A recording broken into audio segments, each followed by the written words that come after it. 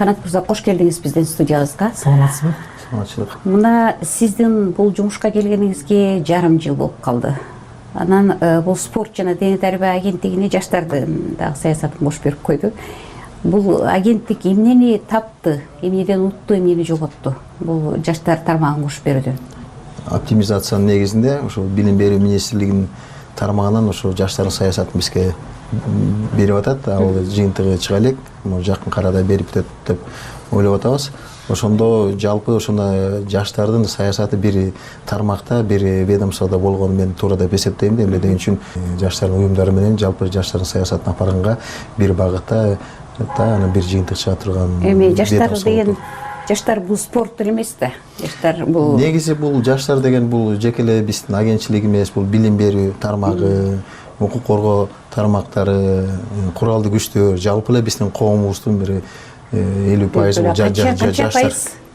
Негизи жаштар деп эсептеп, жалпы баягы статистикага токтоп кетсек, 14 жаштан 28 жашка чейин эсептесек, Кыргызстанда 1.800.000 жаштар бар экен. Анын 1.200.000 айыл жергесинде жашаган жаштар болот да. Ошондой эсептеп көрсөк, жалпы Кыргызстан коомунда 33% ошо жаштар түзөт. Кайсы багыттарда иш алып барыш керек жаштар саясатын? Сиздин оңузча кандай сунуштарды берип атасыз? Негизи буну алып берсек, бул өтө чоң көйгөй маселе. Буну жалгыз агентчиликке чечкенге мүмкүнчүлүгү жок. Ушул жаштардын талабын, жаштар биздин мамлекеттин алдына кандай багытта иш апаргысы келет, кандай талабы бар, ошолор менен бирге акылдашып, ошолордун талабын мыйзамдаштырып, ошону деген биз жогорку бийликке киргизип, ошол жаш балдарга өздүн ой пикирлерин мыйзамдаштырып, ошолорго шарт түзүп бергенге деп мен ойлойм да, эң негизи. Сиздин биздин учурдагы жаштардын талабынан бүгүнкү жаштардын кандай айырмачылыгы бар талаптарында? Бизге жеңил болчу. Окуйм десең, окуң бар болчу. Машыгам десең, спорттун түрлөрү бар болчу. Эс алам десең, эс алуучу жайлар бар болчу. Окууга өтөм десең, бекер окууга өтүп, армияга барып келип, анан жаш адис болуп окууну бүткөндөн кийин ага мамлекет шарт түзүп берчү. Бүгүнкү күндө тилекке каршы мындай шарттарды мамлекеттин мүмкүнчүлүгү жоктугунан түзө албайт да. Бирок ага карабастан мен ойлойм, ошол баары тең бүгүнкү күндө балдар, ошо жаш балдарга мыйзамдаштырып туруп, анан ошо балдарга жолун көргөзүп берсек, ошол эле бир өзүбүздүн жаш балдарыбыз бүгүнкү күндө мен ойлойм эң алдыңкы алып кете алат деген чоң үмүтүм бар. Эң эле чоң проблема бул жумуш менен камсыз кылуу болуп атпайбы? Ушул жаатта сиздердин милдеттериңиздер кандай болот? Бул жагында эми биз жалгыз өзүбүз буну алып бара албайт экенбиз. Ошо бүгүнкү күндүн талабына жараша ошо балдарга ошол мектептен баштап ошол үйрөтүш керек. Анан жол бериш керек. Мода менен келечеги кандай болот? Кайсы бүгүнкү күндө кайсы билимдин келечеги кандай бар? Өзүң орун таап кете аласыңбы депчи. Өзгөчө билим берүү министрлиги менен тыгыз иштесек, ошондой эле бир көп маселе ошондо чечилип калат. Билим берүү министрлигинин кайсы мындай милдеттери сиздерге өтүп атат ошондо? Саясатындагы багытындагы аныктап туруп, ошол багытты кайсы ишти апарып, ошонун жыйынтыгына чейин толук кандуу жоопкерчилигин бизге өткөзүп берип атат. Түшүнүктүү. Эми баардыгы акчага байланыштуу албетте. Сиздердин тармакка быйыл 2017-жылы сиз 1 миллиард сомдон ашык сурадыңыз окшойт акча. Ооба. 2 эсе көп да. Канча бөлүндү каражат? Тилекке каршы бюджетинде акча жок дегенден биздин каржылообуз былтыркыдай болуп 500 миллиондун тегерегинде эле болуп калды. Ошол эле калып калды. Негизи спорт тармагын көбүнчө азыр меценаттар, дүйнө жүзүндө ушундай да. Колунда бар байлар, ишкерлер каржылашат да. Кыргызстанда канча процент ошол тышкаркы башка тараптан каржылоо, мамлекеттен тышкаркы каржылоо бар? Эми мен түзмө-түз бул суроого так жооп бере албайм. Эмне деген үчүн мыйзамдын негизинде биз мамлекеттик орган катары ошол спорттун тармагында жана спорттун түрлөрүнүн федерацияларына же спорт клубтардын канча каржылап атканына киришкенге укугубуз жок экен. Бирок ага карабастан мен болжол менен билем. Өзүм ошол улуттук олимпиада комитетинде иштеп, жеңил атлетика федерациясынын жетекчиси катары эсептеп көрсөм, жалпы эсе менен ушул мамлекет бергенден кем эмес, андан көп каражат жумшалат да. Ал ошо эл аралык уюмдар аркылуу, ошо ишкерлер, меценаттар, анан ошо спорт федерациясынын жетекчилери аркылуу ошол тең-метең кээ бир эсе жана спорт имараттарын салгандан МОКтун каражаттары да керек да буга. МОКтун да каражат спорттар келет. Ошону эсептеп көрсөк, анда мамлекеттикинен көп болуп кетет. Чет өлкөнүн көп өнүккөн чет өлкөнүн мамлекеттеринде муну кандайдыр атайын ушул спортко жооп берген министрликтер жок. А жерде ушул коомдук бирикмелердин эле өздөрү көтөрүп кетет. Бирок мамлекет ошо коомдук бирикмелерге шартты түзүп берет, ошонун каржылоосун чечип берет. Кыргызстанда бир 80дей федерация бар деп жүрсүңөр, э? Канчасы ушул мамлекеттен каржыланат? Алар менен кандай кызматташасыздар? Жалпы эсеби менен бизде азыр кийинки мыйзам негизинде ошо бизде реестр түзүлгөн. Ошол реестрдин 100дөн ашык спорттун түрү өтүптүр. Эптеп аккредитация өткөнгө чейин эле биз эч нерсе кереги жок да, аккредитация өтүп алгандан кийин эле баягы мамлекетте тырмалап эле акча берди эле ошол жерде арыз жазып эле ызычы болуп жүрөт. Ошондуктан биз баары тең эл аралык стандартка келтире турган болсок, ошол аккредитацияны эмди жылы баары тең жайына салышыбыз керек да. Тилекке каршы биздин көп жетекчилер ошо федерацияны ачып алып, ошо мамлекеттин каржылоосу менен өзүнүн баягы реклама кылгысы келет да, бирок ошого бөгөт коюшубуз керек. Бүгүнкү күндө биз спорттун 30 түрүнөн көбүн каржылайбыз. Демек ушуну менен биз спортду өнүктүрүп алдыга жылып кете алабыз деген маселе да бул. Эң негизги бул ошол спорттун түрлөрүнө эң көп биздин балдар машыгат. Андан тышкары ошол спорттун түрлөрүнүн федерациянын жетекчилери жалпы ошо федерациянын кылып аткан иштери, салымдары, анан жана өздөрү дагы мамлекеттен карабастан ошо инвестицияды алып келип аткан федерациялар деп эсептейм да. Мисалы футбол федерациясын алып көрсөк, булар жылына 200, 300, 400 миллионго чейин инвестиция алып келет. Мына былтырдан баштап ошол федерация футболун да каржылай баштадык. Ошол эле волейболду мына быйыл билесиңер, биринчи жолу Кыргызстан тарыхында Кубок мира этабын өткөздүк Көлдөн. Баскетбол, волейбол бул эң чоң балдар катыша турган массалык спорттор да. Андан тышкары ошо Кыргызстанда эң жакшы өнүгүп аткан бул күрөш, дзюдо, бокс, жеңил атлетика массалык эң көп, эң аз каражат кеткен. Анан мергенчилер ушул спорттун ушундай 7-8 түрүнө өзгөчө, бирок ага карабастан биз мындай кылып бөлөлүп деп атабыз, спорттун 3 категориясына бөлөлүп деп атабыз. Жанагы алдыңкы спорттор эң көп машыгып, эң көп медаль алып келип, биздин спортсмендерге бүгүнкү күндө эл аралык деңгээлине жеткенге жараша ошол каржыланат. Экинчи категориялар булар Азиянын деңгээлиндеги спортчулар. Үчүнчү категориялар болсо, бул биздин көп балдары катышат, бирок булардын деңгээли Кыргызстандын ичинде. Спорттун өнүгүшүнө жараша мамлекеттин каржылоосу чечилет. Эң негизги максат бул мамлекеттик биринчи биз балдарга стипендия беребиз, алдыңкы спортсмендерге жетишкендигине жараша. Экинчиси бул жана машыгычуу жайларга барып машыгышат, учебно-тренировочный сбор дейт. Үчүнчүсү бул дары-дармектерин сатып беребиз. Төртүнчүсү чет өлкөгө мелдешке катышкандарын каржылап беребиз. Эң негизги ушул багытта. Анан бешинчиси болсо буларга атайын спорт кийимдерин алып беребиз. Дары-дармек демекчи ушул акчаны негизсиз сарптады деп олимпиаданын түрлөрү боюнча дирекция бир топ сынга кабылды. Сиз өзүңүз да айтып жүрүп окшойсуз, ушул текшерүүлөр жүрүп жатат деп. Бул негизсиз чыгым деген эмне? Бул жана дары-дармекке байланышкан маселеби? Чын эле жана тыюу салынган кызытмаларды сатып алынган ушул мамлекеттин акчасына? Тилекке каршы мына быйыл олимпиададан кийин биз өтө көп сынок алынбадыкпы? Эмнеге болбой калды? Мына быйыл биз жакшы ниет менен эң эле жоктон 3 медаль алып келгенге мүмкүнчүлүгүбүз бар болчу. Балдарга эң жакшы ыңгайлар шарттар түзүп берилди. Мамлекет аркылуу кошумча дагы 70 миллион сом берилген. Ошо олимпиадага балдар дайындандан соң Татнакка 19 лицензия алып, ушу 3-5 балабызга чоң үмүтүбүз бар болчу. Тилекке каршы мына өзүңүздөр көргөндөй медальга келип эле албай калды. Ошол эле Айсулуу, ошол эле Эралиев, ошол эле Мусаев, ошол эле Краковецкийлер, Бистаевдер албай калды. Ошонун баарын жыйынтыгын чыгара алды дедик. Кимден күнөө кетти? Же мен бир ай болду, же менден как жетекчи катары күнөө кетти, же орун басарыманбы, же ошол атайын ошо дирекциянын же машыктыруучулар, же спортсмендерденби депчи. Атайын комиссия түзүп, олимпиаданын спорт түрлөрүнүн дирекциясын толук кандуу текшерип чыктык. Ошондо текшергенде мен дагы өзүм илгери укук органында иштеп, мындай шалакылыкты эч жерден көргөн эмесмин. Жөнөкөй финансылык тартип деген таптакыр жок экен. Биринчиден каалагандай акчаны каалагандай жумшаган. Ошол эле бухгалтерия, ошол эле директор тияк барып көрүп келейин, мен бияка барып көрүп келейин. Кереги бар сапарга барыш керекпи? Жок. То есть үнөмдүү колдонбоптур. Андан тышкары кереги барбы, кереги жок, өтө кымбат баалуу дары-дармектер алынып, кээ бирөө сроктор кетип калып атат. Бүгүнкү чейин эмне кыларыбызды билбей отурабыз. Андан тышкары ошол жерде эле мамлекеттин акчасына тыюу салынган дары-дармектер алынган да 56 миң сомго. Ошол жерде түзмө-түз допингге каршы кодексте жазылган мына могу дары дармекти ичкен кишилердин мелдешке катыштырбай же дисквалификация кылабыз депчи. Ошондой көйгөй маселелер чыгат. Андай болгондо кызытма сатып алуу деген мамлекеттик саясаттын, спорт саясатынын бир бөлүгүнө айланып калганбы? Ошондой болуп калды го деп ойлойбуз да, ошонун жыйынтыгын биз толук материалдар чогултуруп биздин жанагы коррупцияга каршы агентчиликке өткөзүп бердик. Бүгүнкү күндө ушул кызматкерлер иштеп атат. Канча мамлекеттин канча каражаты жөнүндө сөз болуп атат? Мисалы түзмө-түз 56 миңге бул баягы орусчанын запрещенный препараттар алынган.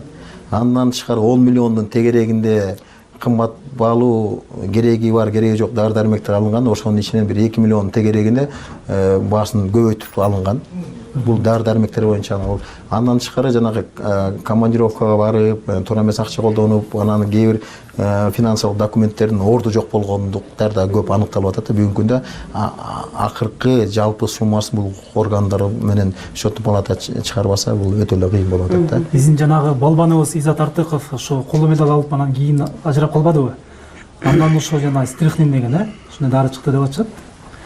Ошол дары дагы эми өзүбүздүн эле каражатка сатылып алынган бекен, эми кандай болуп атат? Эми аны бүгүнкү күндө бизде документтер жок. Изат Артыков жанагы дарылардын арасында жокпу дейм да? Жок, андай дары жок. Андай дары жок. Ошону ичти деген бизде кандайдыр документалдык аныктама жок. Бирок бүгүнкү күндө эл аралык арбитраждык соттун жыйыны өтүп атат. Ага мен күбө катары катышып атабыз. Улуттук олимпиада комитетинин кызматкерлери күбө катары катышып, тиешелүү суроолор, тиешелүү документтерди биз жөнөтүп атабыз. Ал жана стрихнин жекелей биздин Изат Артыктан чыккан жок. Жакында да бир чет өлкөлүк спортсменден да стрихнин чыгып, биз ойлогонбуз бат бүтөт кутуп жаңы жылдан кийин жалпы жыйынтыгы чыгат. Эми коло медалдан толук үмүт үзгөнгө азыр эрте, Эрте. Эми эл аралык соттун чечими чыкмайынча ага айтыш кыйын.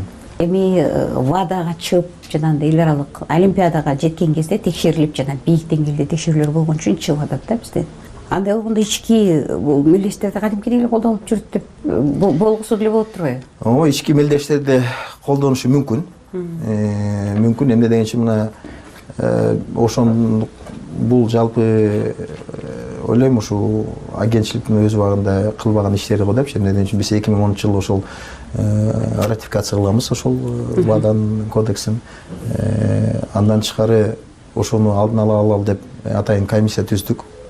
Өзүңөр билгендей өткөн 22-сине 25-ине чейин бүткүл дүйнөлүк ВАДАнын 2 жетекчиси келип, Азиянын допингге каршы агентчилигинин жетекчиси келип, 7 мамлекеттин допингге каршы жетекчилери келип, ушу Кыргызстанда 2 күндүк семинар өттү. Алар менен түзмө-түз сүйлөшүп, акылдашып, анан алар толук кандуу биздикке колдоп бере беришти. Анан агентчиликтин ичинде атайын ар дайым иштей турган комиссия түзүлдү. Бул эмнеге мындай көйгөй маселе болгон? Биздин спортсмендер кармалган күнү булар эл аралык федерациялар биздин федерацияга берип коелу, ошол жерден биздин федерация штраф төлөп коюп эле мындай жагып эле келген да. Бул улуттук олимпиада комитети да билген эмес, агентчилик да билген эмес. Анан бүгүнкү күндө ошо комиссия түзгөндөн кийин ошо комиссияга алдына ушундай багыттар коюлган укугу бар.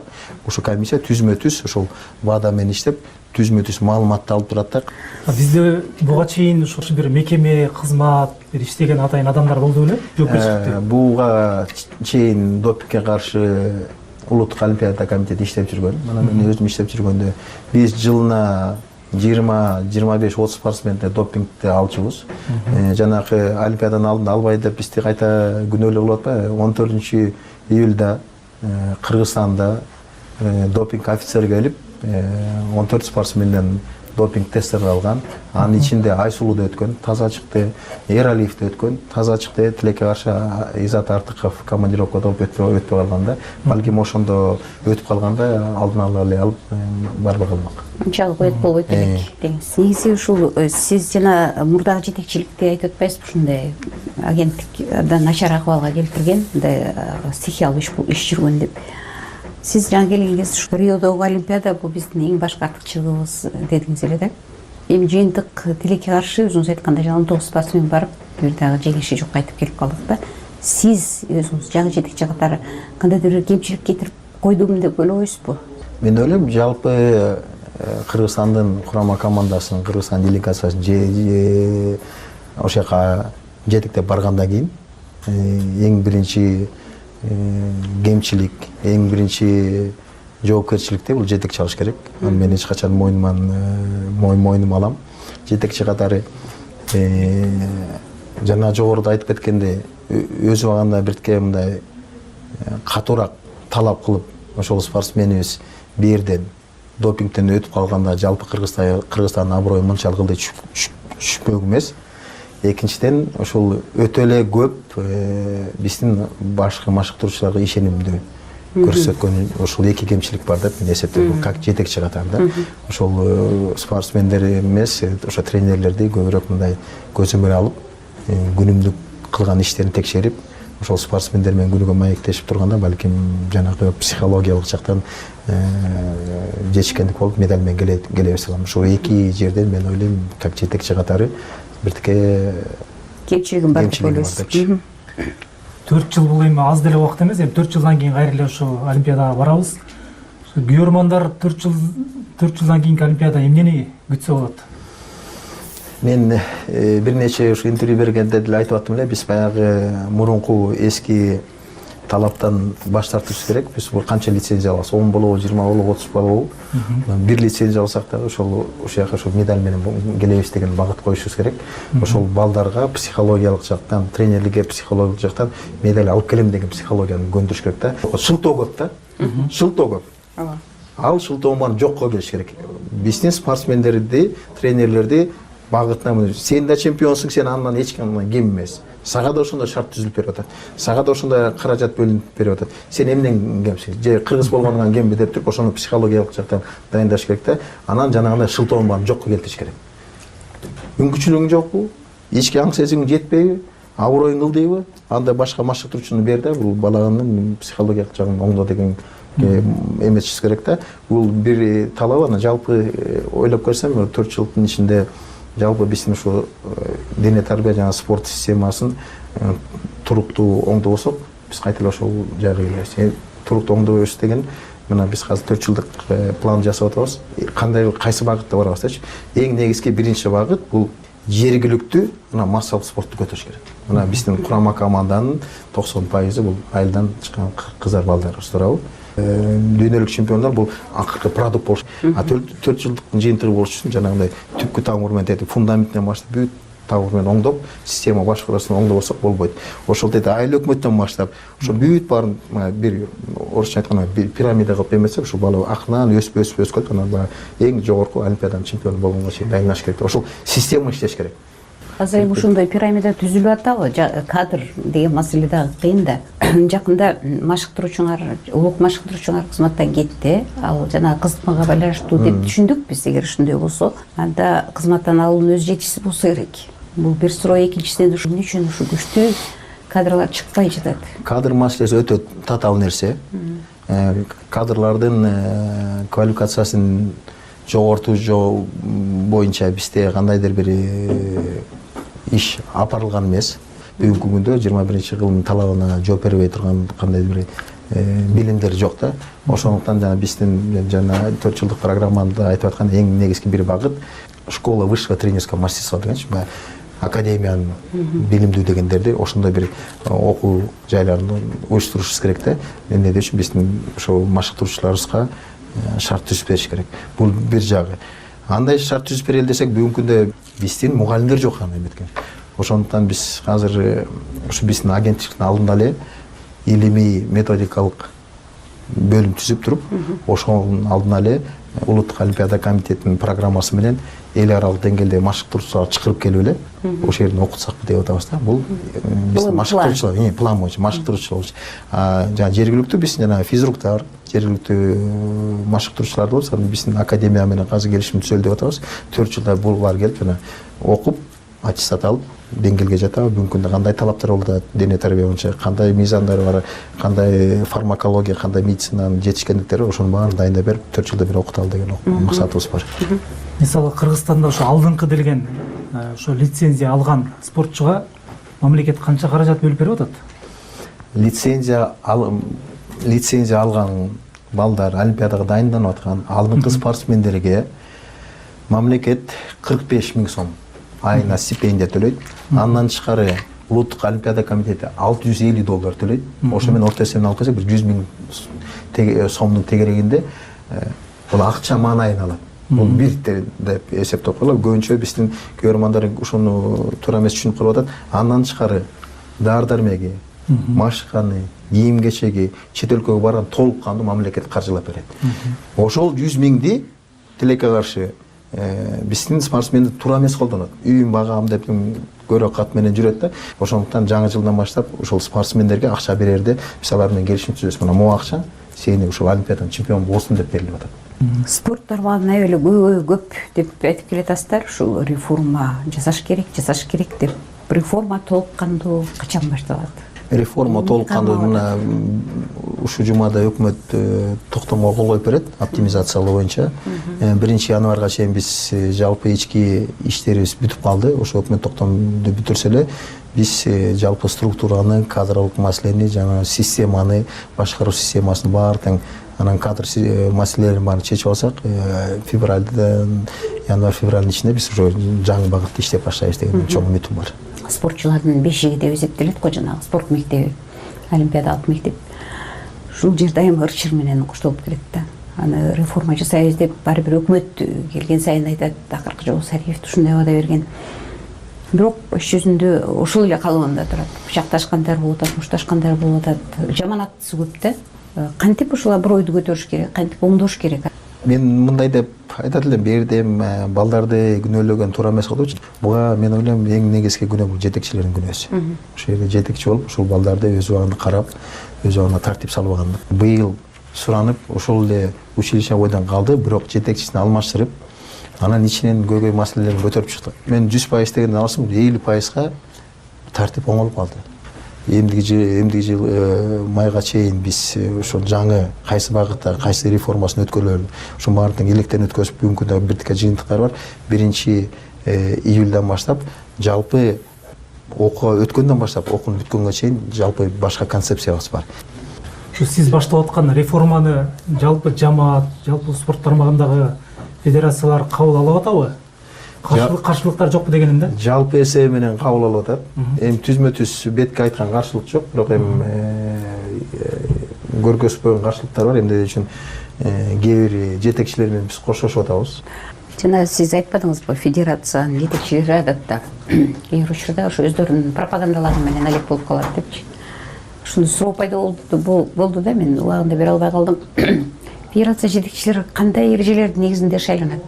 Жалаң чиновниктер федерация жетекчилери. Өзүбүз деле жеңил атлетика федерациясынын жетекчиси. Мен өзүм жөгүлүк болуп Кыргызстан курама командасына чуркап жүргөм.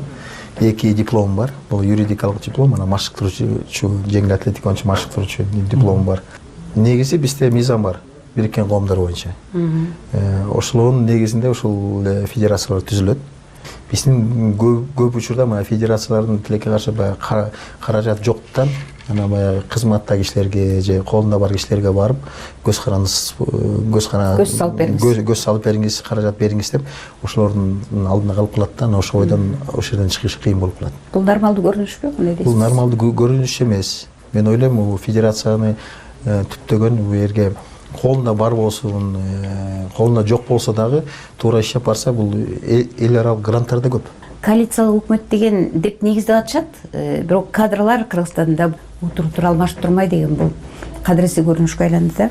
Өкмөттөн толук кандуу ушу ишиңизди илгерилеткенге колдоо бар деп ишенесизби, сезесизби? Бүгүнкү күндө бар. Толук кандуу бүгүнкү күндө жогорку кеңештин депутаттары менен, тиешелүү комитеттер менен ооба көйгөй маселелер болот. Кээде талаштар чыгат, бирок жалпы көз караштар туптуура. Эң негизги өкмөттүн бизге тиешелүү вице-премьерлер дагы өкмөт башчысы менен түзмө-түз иш алып барып, мен кайрылган маселелер боюнча бүгүнкү күндө тоскоолдук жок. Партиядан дагы кандайдыр бир коалициядан келген жокмун. Эч бир партияда, коалицияда жок болсоңуз анан кантип шайланып калдыңыз деген да суроо жаралып калат экен да. Себеби баягы улуттук олимпиада комитетинде эл аралык деңгээлде иштеп жүрөсүң. Кандайдыр бир ушул азыркы мода болуп атпайбы, ушул спорттун ичиндеги жетекчилер менен кандайдыр бир карым катнашым жок. Сага ушуну реформа кылганга иштегенге жеңил болот деген эң негизги максат суроо ошондон. Нейтралдуу адамсыз. Нейтралдуу. Сиз жана айтып өтпөйсүзбү, спортчулар ушу үй бүлөсүн бакканга коротуп коюп атат деп. Сиз өзүңүз ушул каражатыңыз жетиштүүбү? Келинчегим ишкер болуп иштейт. мен өзүм юрист катары, адвокат катары өзүм баягы билимиме жараша адамдарды анан ишкерлерди консультация кылам. Кантип чечесиз жумушуңузду? Бүгүнкү күндө мамлекеттик кызматка келгенде мен аны апарбайм. 2-1 программабыздын коногу жаштар иштери, дене тарбия жана спорт боюнча мамлекеттик агенттиктин жетекчиси Канат Аманкулов болду. Ага Бурулкан Турдубек кызы жана Зайырбек Бактыбаев суроо узатты.